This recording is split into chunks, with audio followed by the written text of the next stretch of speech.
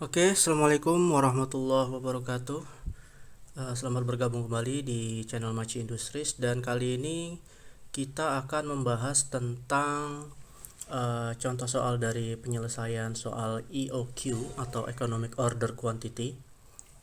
Oke, langsung saja. Diketahui data seperti ini.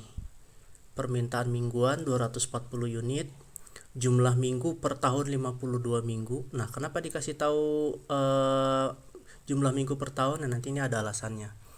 Ordering cost $50, unit cost $15, carrying charge tahunan itu adalah 20% dari unit cost, berarti 20% dari $15 ini. Lead time 2 minggu dan yang diminta adalah hitunglah jumlah pemesanan atau Q, atau dalam soal ini adalah EOQ, total cost-nya dan reorder point-nya, R-nya. Nah, pertama-tama kita harus mendefinisikan dari data yang ada ini dengan komponen-komponen untuk menghitung Q, untuk menghitung total cost, dan untuk menghitung R-nya. Oke, pertama kita akan menghitung Q atau EOQ-nya itu. Jadi yang dibutuhkan komponen apa aja? Rumusnya adalah seperti ini. Q atau EOQ ini adalah jumlah yang dipesan, quantity to be ordered, akar dari 2 dikali D besar dikali S dibagi dengan H, di mana D besar ini adalah permintaan tahunan atau annual demand. Jadi kita harus mendefinisikan D besarnya adalah permintaan tahunan. Kemudian ada S. S itu apa? Biaya pemesanan atau biaya setup, atau dalam bahasa Inggrisnya order atau setup cost. Oke. Terus komponen ketiga kita butuh ada namanya H, biaya penyimpanan tahunan atau dalam bahasa Inggrisnya annual holding atau carrying cost. Nah, oke, sekarang kita coba mendefinisikan dulu satu persatu. Untuk tadi dari soalnya. Permintaan mingguan. Nah, ini definisinya apa? Karena ini dibutuhkan untuk menghitung R yang ini ya, reorder point, maka rumusnya seperti ini. Ada D kecil dikali L besar ditambah safety stock kalau ada safety stock. Nah, D kecil ini dia sifatnya bisa tentatif, bisa bersifat harian atau mingguan. Yang jelas antara D kecil dan lead time ini dia harus dalam satuan yang sama ya. Jadi kalau misalnya dia di sini adalah kita pakai dalam satuan harian, maka lead time-nya juga harusnya harian. Kalau D kecilnya kita pakai mingguan, maka lead time-nya harusnya mingguan. Oke, sekarang kita coba lihat di sini. Permintaannya mingguan, 240 unit. Dan lead time-nya juga mingguan, 2 minggu. Berarti ini dia sudah selaras. Kalau misalnya belum selaras harus diseimbangkan. Kita mau pakai periode mingguan atau periode harian. Oke, ini kita definisikan. Permintaan mingguan D kecil ya, 240 unit per minggu. Ini dari yang pertama. Terus karena ada dikasih tahu dalam setahun itu ada 52 minggu, berarti 240 dikali 52 minggu menjadi 12.480 unit per tahun. Ini notasinya menjadi D besar. Dimana ini nanti akan kita pakai untuk menghitung Q atau EOQ ya. Ordering cost atau setup cost. Tadi kalau kita lihat di rumusnya, nah ini S, biaya pemesanan atau biaya setup, order atau setup cost. Ini ya, ordering cost. Si $50 ini berarti ya kita notasikan dalam bentuk huruf S. Nah, ada lagi unit cost. Nah, unit cost ini ternyata dirumuskan tidak ada. Nih. Adanya H kan? Biaya penyimpanan, annual holding atau carrying cost. Nah, sekarang kita lihat di contoh soalnya. Ada carrying charge tahunan 20% dari unit cost. Oke, berarti kita hitung dulu nih, 20% dikali $15. Itu berapa? 20% dari $15 adalah $3 unit per tahun. Ini notasinya adalah H. Kemudian ada lead time, dia 2 minggu, kita masukkan lead time 2 minggu. Nah, sekarang kita coba menghitung untuk Q-nya atau EOQ-nya. Yang dibutuhkan komponen apa aja? Kita lihat lagi rumusnya. Akar dari 2 dikali D besar dikali S dibagi H. Ini ya rumusnya. Sekarang kita coba lihat ke sini. Nah, ini akar dari 2 dikali D besar dikali S dibagi H. D-nya sudah ada. D besarnya 12.480. S-nya juga sudah ada. $50. Ini 2 dikali 12.480 kali $50 dibagi H-nya berapa tadi? Kita dapat $3 ya. Ini $3. Dan ini setelah dikalikan semua dibagi 3, hasilnya kemudian diakarkan, hasilnya menjadi 644,98 atau kita bulatkan menjadi 645 unit. Itu untuk menghitung Q-nya. Nah, sekarang untuk menghitung total cost-nya, rumusnya seperti apa? Rumusnya seperti ini. Sama dengan D besar dibagi quantity, di mana quantity-nya ini adalah yang ini ya, yang kita pakai, dikali S dalam kurung ditambah Q quantity lagi yang ini dibagi 2 dikali H. Komponen D SH kan sudah ada ya, sekarang tinggal masukkan aja. D-nya tadi berapa? Nih 12.480 dibagi kuantitinya 645 dikali S. S-nya berapa? Nih ya, 50. Ditambah Q adalah 645 dibagi 2, H-nya berapa? 3 kali 3. Nah, ini ketika kurung pertama ini jumlahnya adalah 967,44. Sementara kurung yang kedua adalah 967,5. Ketika dijumlahkan hasilnya adalah $1.000 934,94. Ini adalah total cost-nya. Jadi kita sudah menghitung Q-nya atau EOQ-nya dan kita sudah menghitung total cost-nya. Sekarang kita menghitung reorder point-nya, di mana rumusnya adalah D kecil dikali L. Nah, tadi sudah kita lihat kan di soal permintaannya sudah dalam bentuk mingguan dan lead time juga mingguan, berarti sudah selaras. Kita tinggal kalikan aja. 240 dikali 2, ini tadi D kecil ya, 240 dan lead time-nya 2 minggu. 240 dikali 2, hasilnya adalah 480 unit. Nah, seperti itu adalah penyelesaian soal EOQ.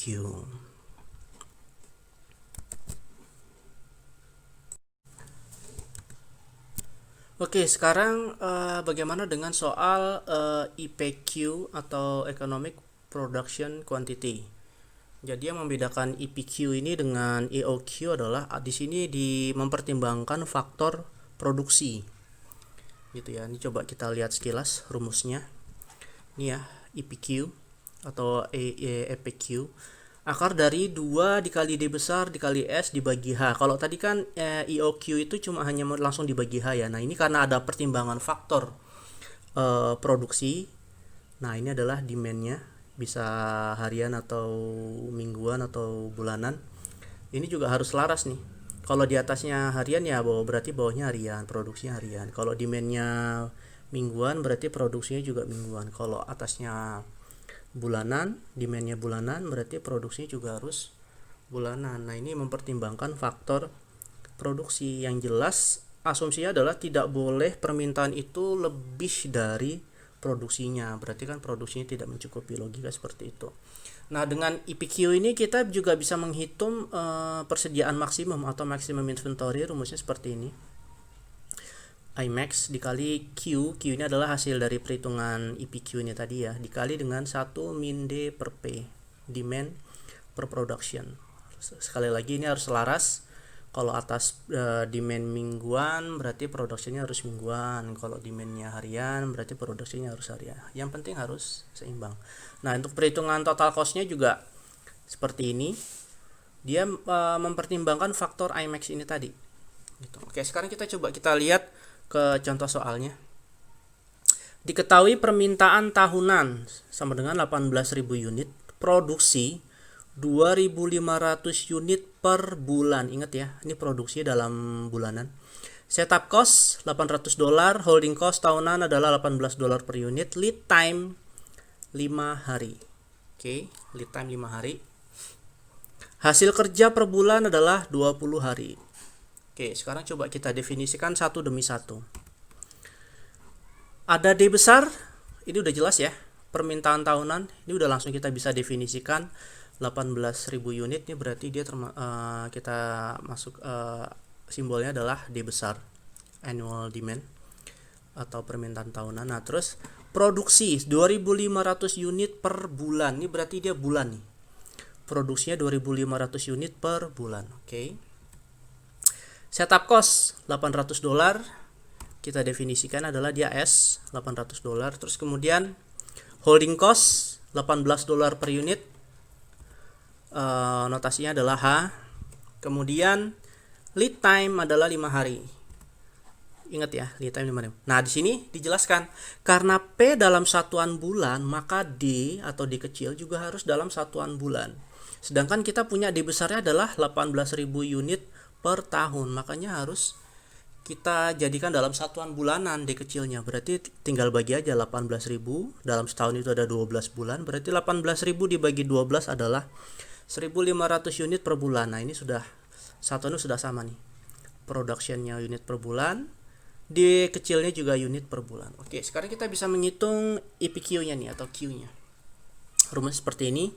Akar gali 2 dikali D besar dikali S dibagi H dikali 1 min D kecil per P kecil. Oke, duanya ada D besarnya 18.000 kita taruh di sini. S kecilnya $800 kita taruh di sini. H-nya $18. 1 min D kecil. D kecilnya berapa? Ini ya, 1.500. Taruh di sini. P kecilnya 2.500, kita taruh di sini. Oke.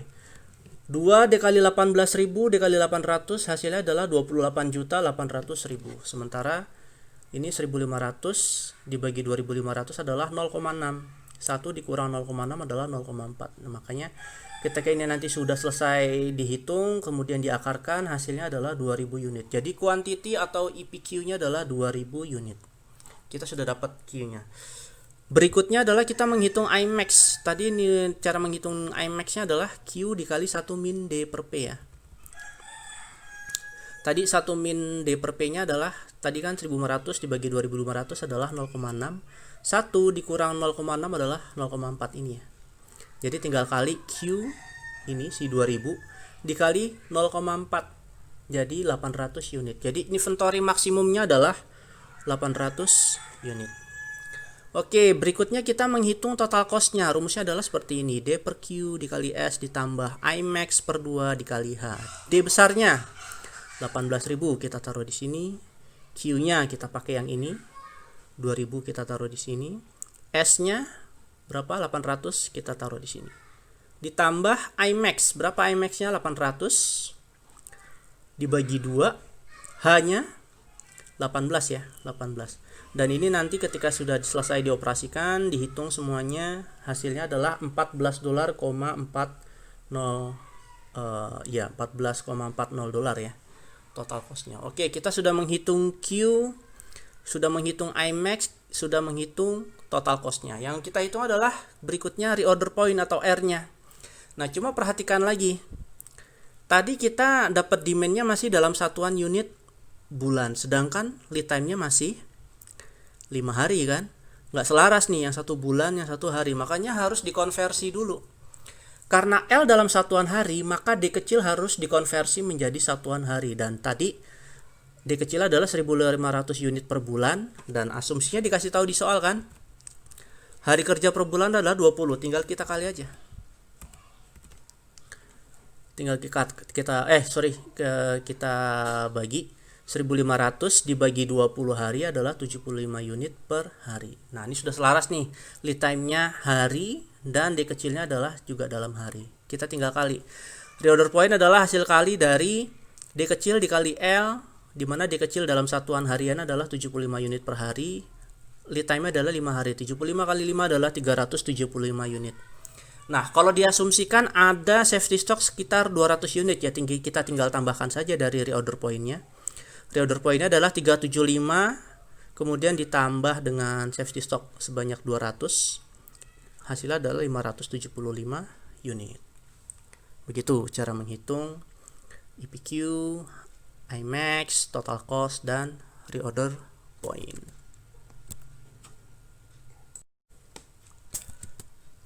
Oke, sekarang bagaimana menghitung reorder point jika diketahui service level tertentu. Nah, ini awalnya tadi reorder point kan rumus simpel seperti ini ya.